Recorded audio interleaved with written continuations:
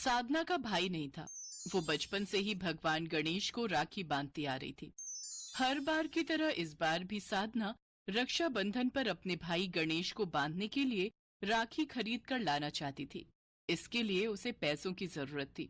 मालकिन, मुझे थोड़े पैसे उधार दे देते, कल रक्षाबंधन का त्योहार है, मुझे थोड़ा सामान खरीदना था। देख साधना, तेरी माँ के कहने पर मैंने तुझे अपने घर झाड़ू पोछे के काम के लिए रखा है, ठीक है? अब रोजाना तू थोड़े थोड़े पैसे मांगती रहेगी तो ये बात मुझे बिल्कुल पसंद नहीं है। और वैसे भी तेरा तो कोई भाई नहीं है। जहाँ तक मैं जानती हूँ तो तेरा कौन सा खर्चा होने वाला है कल? कहीं रक्षाबंधन के बहाने अपने खाने पीने के लिए तो पैसे नहीं मांग रही है ना? नहीं मालकिन, मेरे भाई हैं भगवान गणेश। मैं बचपन से ही उन्हें राखी बांधती आई हूँ। पहले जब मैं काम नहीं करती थी तो माँ बापू से मांग लेती थी, पर अब मैंने सोचा मैं आपके घर काम पर लगी हूँ तो आपसे ही उधार ले लूं, फिर आप मेरी महीने की पगार में काट लेना। हैं, तू तो बड़ी चालाक है। भगवान की राखी लेने के बहाने तू मेरे से पैसे ले लेगी, फिर उसके बाद जब महीना होगा और जब मैं काटने लगूंगी तो कोई और बहाना लेकर आ जाएगी। नहीं नहीं, मैं तुझे कोई उधार नहीं दूंगी। महीना जब पूरा होगा तभी दूंगी। अभी जा, मुझे कल रक्षाबंधन की तैयारी के लिए बहुत से काम करने हैं। साधना को लगा कि अब वो भी काम करने लगी है तो वो अपने पैसों से भगवान के लिए राखी और कुछ मिठाई खरीद लेगी। पर यहाँ तो वो निराश ही हो गई क्योंकि उसकी मालकिन ने उसे पैसे देने से मना कर दिया।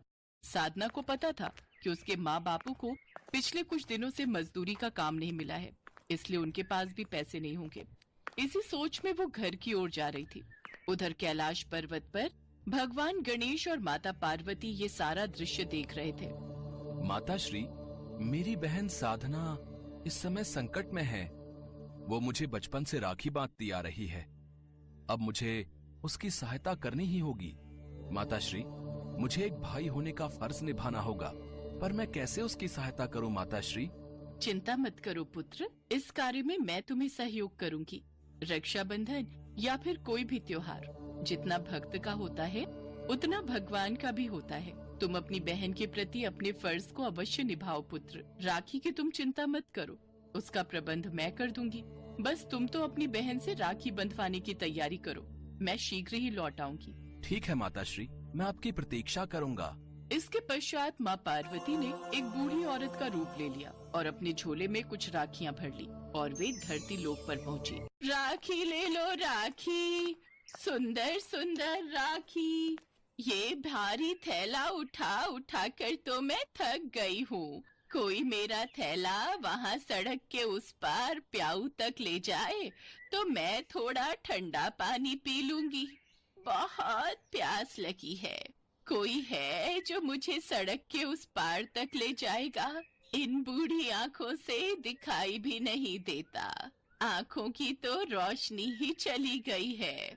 अम्मा जी, लाओ ये थैला मुझे दो, मैं आपको सड़क पार करवा देती हूँ। आप मेरा हाथ पकड़ लो। जीती रहो बेटी, खुश रहो।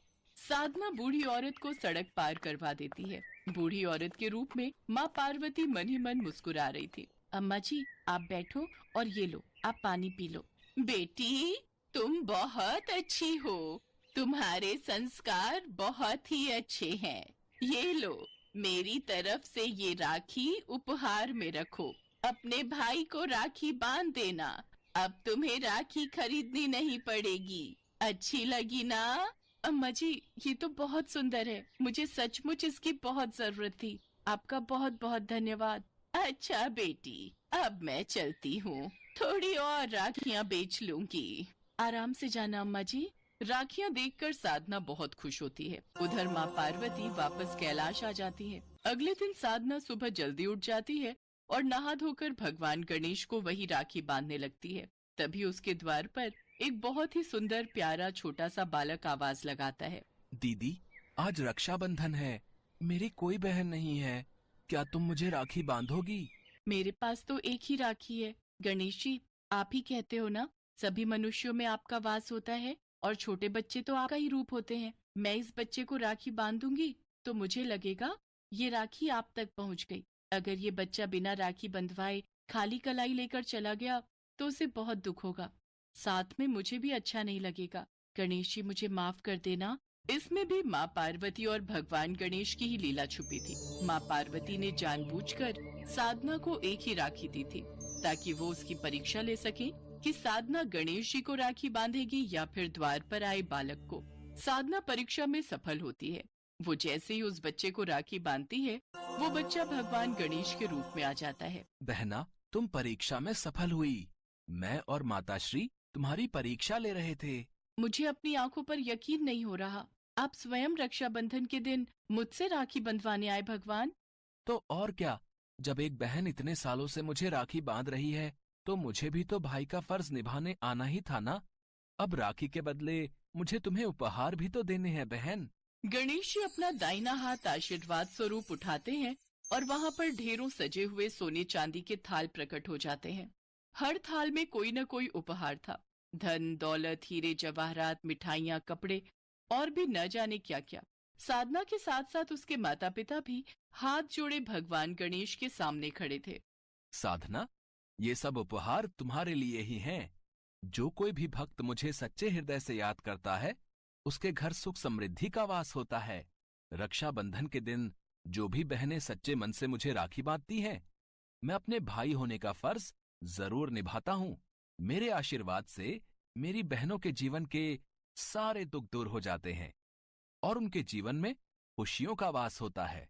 सदा खुश रहो मेरी बहन। लाओ, अब थाल के थोड़े लड्डू मुझे भी खिलाओ।